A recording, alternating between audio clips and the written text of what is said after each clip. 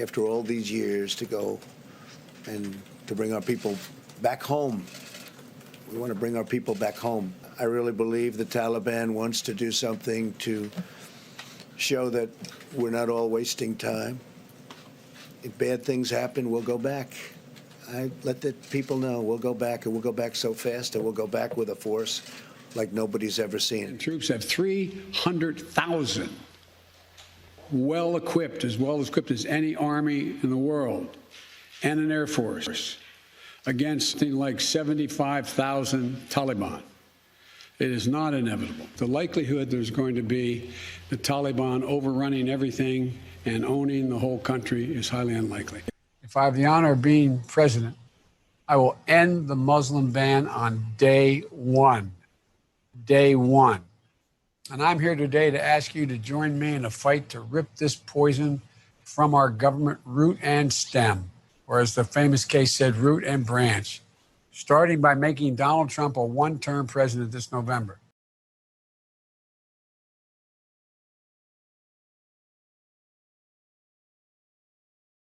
I have never felt it to this extent, helpless, hopeless, disappointed, poor and miserable in my life. हालत ख़राब होगा अफ़गानिस्तान से और भी हालत ख़राब होगा क्योंकि तालिब कभी किसी का अच्छा नहीं चाहता ना वो तालिब तो मतलब जहाँ भी वो गया है वहाँ मारपीट झगड़ा स्कूल नहीं मतलब कुछ भी नहीं अस्पताल नहीं बम ब्लास्ट ऐसे पहले मतलब वो थे 4 लोग या 5 लोग या 3 लोग होते थे ना किसी शहर में क्या हालत हो जाता था ना अभी जो इन्होंने पूरा देश पे कब्जा कर लिया तभी देख लो कि पूरा देश का क्या हालत होगा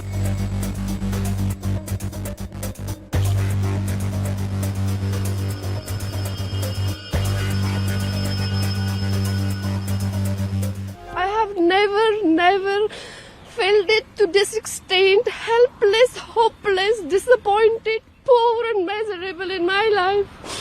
All our 20 years achievement maybe just go in blinks of few days.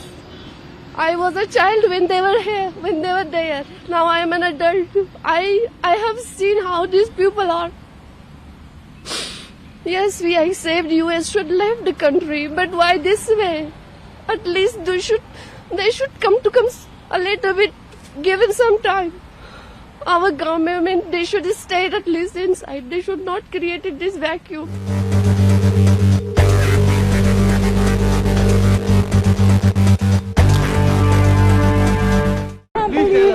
I can't believe the world abandoned Afghanistan.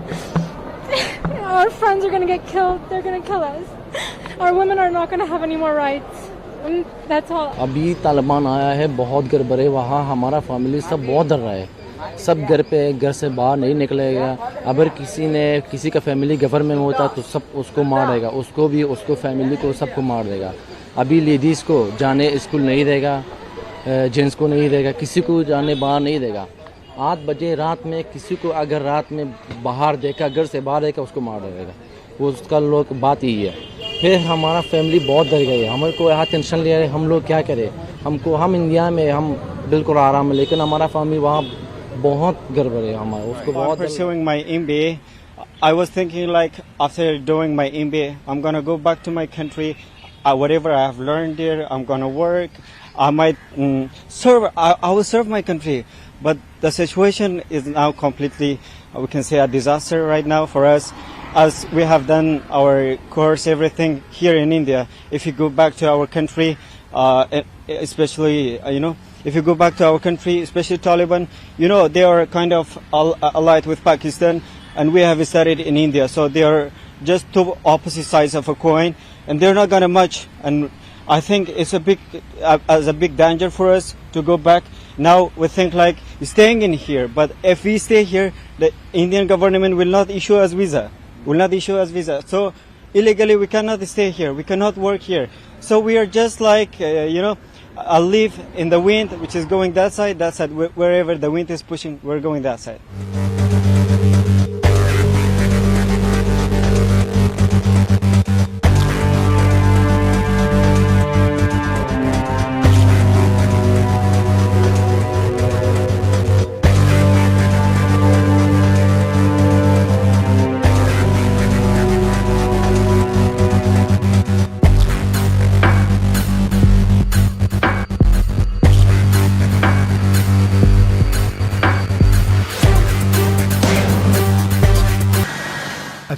airport, the desperation is dangerous. An American military transport plane on the runway this morning, mobbed by Afghans trying to flee their country. Eventually, the plane takes off.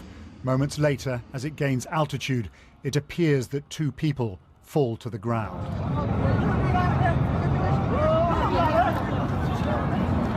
Thousands of American and British troops have been sent to secure the airport, with helicopters being used to clear the runway. It's chaotic and ugly. Similar scenes on the civilian side, an Afghan airliner unable to leave as crowds frantically try to reach it. Outside the gates, shots ring out as the headlong dash, which began yesterday, continues. At least 2 people have died at the airport today, perhaps more. Well, we're beginning to understand the Sharia. And how do we know this? Because Muslims are telling us we don't understand the Sharia. There was a recent article in the Washington Post that talked about the 5 myths of Sharia. And what it wants to do is to tell us that the things we think we know about Sharia are wrong. Myth number 1, Sharia is Islamic law. Then they say, see, it's not just a book of statutes. Well, here's what Sharia is. Sharia is a process which interprets the life of Muhammad and the Quran so it applies to everyday lives. So the truth is, it's much more than a series of laws. It's how to pray, how to do anything you can imagine in your life, how to eat, drink, how to knock at a door, how to say hello. Because the whole purpose of Sharia is to be much more than a book of laws.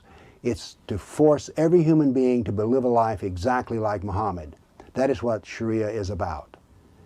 Oh, another myth, myth number 2. In Muslim countries, Sharia is the law of the land. Well, that's true only in one country that I know of, and that country is Islamic State. Now, the Saudis and Pakistan also have a heavily influenced set of laws that include Sharia, but they go beyond the Sharia. Why? Well, you see, in a sophisticated world, the Sharia is not sophisticated enough to do business, and so therefore moral laws have to be generated that are not included in the original Sharia. Myth 3, they say that we believe that Sharia is anti-woman. Well, you know what? I've read Sharia texts and they include wife beating. But why do they include wife beating? Well, you see, Muhammad tolerated wife beating. So therefore, and the Quran has a verse about wife, how to beat your wife. So therefore, I call that anti-woman. But it goes further than that, because you see, the Sharia allows sex slaves. Why? Because Muhammad had sex slaves. It allows polygamy. So I consider these things, sex slaves, beatings, and polygamy, to be anti-woman. Now the Sharia likes to say, oh, we elevate women. Well, I don't want to be elevated by being beaten. Thank you. Then we have the myth that the Sharia demands brutal punishments. Well, let's take a look at some of the punishments of Muhammad. He had assassinations, slavery, and beatings. As a matter of fact, Muhammad stood by and prayed while 2 slaves were beaten in order to get information out of them. So Sharia includes brutal punishments, as well as some punishments that are not brutal. Then they say, myth 5, that Sharia is about conquest. Well, Sharia is a little bit about conquest, but not completely about conquest. But why is it about conquest at all? Well, simple. Muhammad preached the religion for 13 years in Medina and converted 150 Arabs to Islam. He then went to Medina at the insistence of the Meccans, and by the practice of jihad, when he died, every Arab was a Muslim. So Sharia is about conquest. Why? Because Muhammad's success came through conquest. You'll notice here that when I'm talking about Sharia, what I do is to talk about Muhammad, because you see, Sharia is Muhammad's law, and it's much more than any kind of law we've ever faced before, because you see, Muhammad wants to tell us how to drink a glass of water, how to have sex, how to eat, and do everything else in our life. So Sharia is much more than the 5 things we understand, but we need to educate ourselves until we understand all of them, because it is the purpose of Islam to make sure that everyone obeys all of the Sharia, including the non-believer. Thank you. Do you know what a dhimmi is? D-H-I-M-M-I? A dhimmi is a non-Muslim who submits to Islam. At the Democratic Convention, Linda Sarsour, a Palestinian activist, said that the Democratic Party was not perfect, but it was now our party, meaning it belonged to Islam. Well, the Biden campaign the next day informed her that they didn't agree with BDS, they supported Israel, and they didn't support anti-Semitism. Well, she was offended, and let me tell you something, when you offend one Muslim, you get to hear from all of them, all of Islam. The phone rang off the hook, emails poured in, people came by. The Muslims were angry and they let the Democrats know. So what did the Democrats do? Did they stand up for their values? No, they submitted to Islam. They begged for forgiveness. They practically crawled on the floor and groveled in order not to have offended Islam. And I'm sure the Muslims will let them know that what all they have to do to stop being offended is that they can have some more power within the Democratic Party, because this is part of a civilizational war. Islam is totalitarian, which means it must rule all aspects of life and all people's lives. So this is jihad of pen and speech, which is far more dangerous to us than the jihad of the sword. So now then that the Democrats have submitted themselves to Islam, they can now be called the Democrats, I guess. Thank you.